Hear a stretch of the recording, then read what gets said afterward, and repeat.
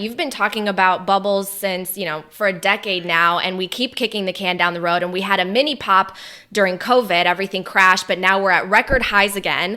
So when this bubble finally bursts, what does that look like? Because essentially you're saying it won't be necessarily the stock market crashing. It's just going to be the debasement of the dollar. And will foreign entities just finally say, hey, we don't want the dollar?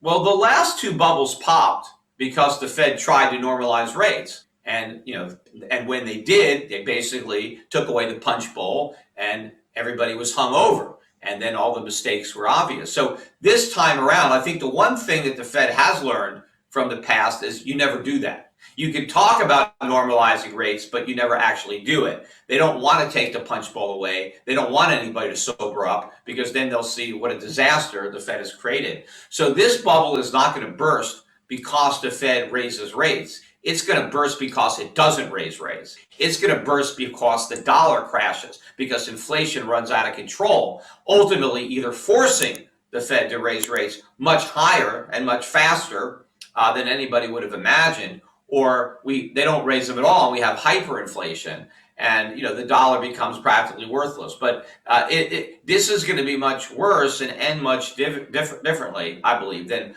either of those prior to bubbles. Well, so inflation is obviously in the headlines now, but it seems like the media and government officials are saying, hey, it's not a big deal or it's transitory. It's actually lower than we expected. What are your thoughts on inflation and what should Americans know?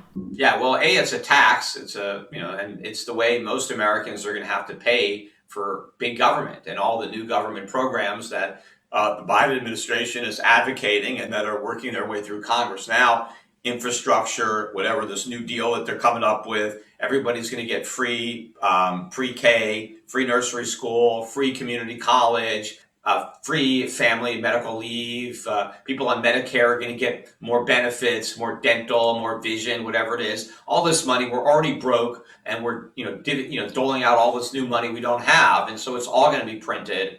And so that's going to destroy the value of the wages and the savings that Americans have. And so that amounts to a tax. But, what the government is doing now with inflation is exactly what I predicted they would do. Because first they deny that there's inflation. And they did that for a long time. Then they say, okay, we have inflation, but that's a good thing because this is what we need. We didn't have enough inflation. So thank God we've got inflation. Then they start saying, well, okay, it's a little higher than we really want, but don't worry, it's just transitory. And initially, transitory means temporary, like, oh, the price hikes won't stick, right? After we get back to normal, prices will go back down to normal. Then they change the definition of transitory to mean permanent, meaning that, well, what's transitory are not the price hikes, they're permanent. What's transitory is how much longer they're going to be going up at this pace, which they don't even know. So they keep changing their tune and moving the bar, but they're still pretending that if inflation ever really became a problem, even though it already is a huge problem, but they're claiming if it ever became a problem, well, they have the tools to fix it, right? Which maybe they do, but they would never actually use them because if the Fed was willing to use its tools, it would have already used them. The reason it's not is because it can't, and so it won't. And eventually, what I think the Fed is going to come out and say is, you know what? Inflation is a lot more than 2%, whatever it is, 4%, 5%, 6%. But you know what? Get used to it because it's going to be with us for a long time. And it's okay because it's better than the alternative. It's the price we pay for prosperity. It's the price we pay for a strong labor market and income inequality and a Green New Deal. And whatever it is, they're just going to say we have to accept high inflation as, a fact of life. That's what's ultimately coming. Before we continue, help us by smashing that YouTube like button and subscribe now to this channel.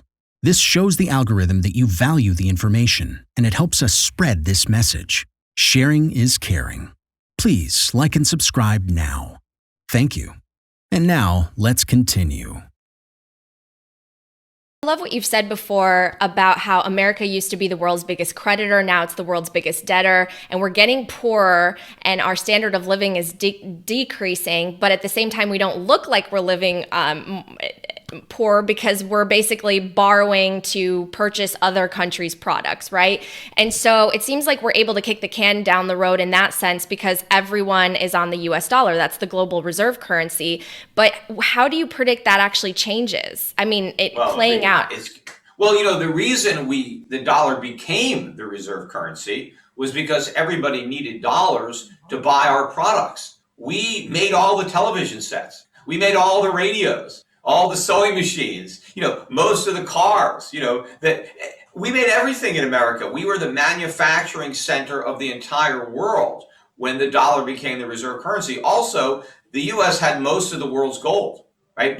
Where did we get all that gold? Well, we earned it all with huge trade surpluses. How did America become the world's wealthiest creditor nation? We had such large trade surpluses. We earned all this money, and then we invested that money by buying assets in other countries. So the rest of the world was buying our goods that we made, and then we bought up their assets. We bought their stocks. We bought their bonds. We bought their real estate. That's what rich countries do. They accumulate assets. What poor countries do is they go into debt to consume. They accumulate liabilities. That's what America is doing. America is the mirror image of the country that was bestowed the privilege of issuing the reserve currency. Nobody would pick America today based on the characteristics of the world's biggest trade deficits, the world's biggest budget deficits, and the world's biggest debtor nation, where we owe more money than all the other debtor nations of the world combined. America borrows from the poorest nations on earth. So eventually the world is going to wake up to the reality that they don't need dollars because they don't need to buy what we make because we don't make the stuff anymore. They make the stuff.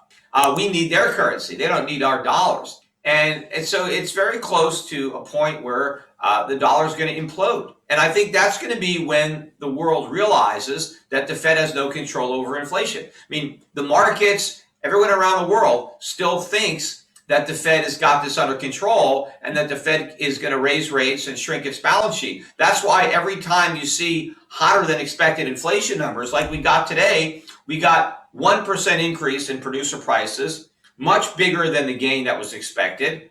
It matched the 1% from last month. We now have producer prices up 6.4% in 7 months. So if this pace keeps up for the rest of the year, that's an 11% increase. We've never seen producer prices up that much in 1 year, and so this is record increases. Consumers are going to be feeling this as well. They're already feeling it. But the reason that the gold price sold off after these high inflation numbers came out is because everybody expects the Fed to do something about it. Oh, the Fed is going to have to get aggressive. The Fed is going to have to fight to put this inflation genie back in the bottle. Well, when the world recognizes that that fight is never going to happen, because if the Fed tried to fight inflation, it would lose. Inflation would win, so it's not even going to get in a ring and embarrass itself. But when the world realizes it, that's when the bottom is going to drop out of the dollar. Because if we're going to have 5%, 6%, 10% inflation every year forever, why would you hold on to a dollar that's losing 5 to 10% of its value every single year if the only interest that you're getting on it to offset that is 1%? Right. So, everybody's going to rush for the exits. And of course, there's no way that everybody can get out because somebody has to buy. What to do in such a situation? Inform yourself and keep your financial education strong.